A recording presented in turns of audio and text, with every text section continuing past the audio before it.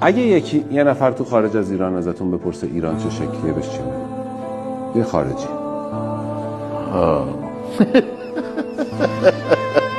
خنده داره. ببینید این پیپی که من میکشم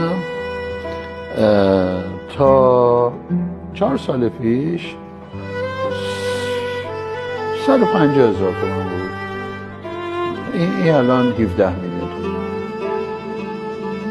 من چی بگم راجع به این مملکت؟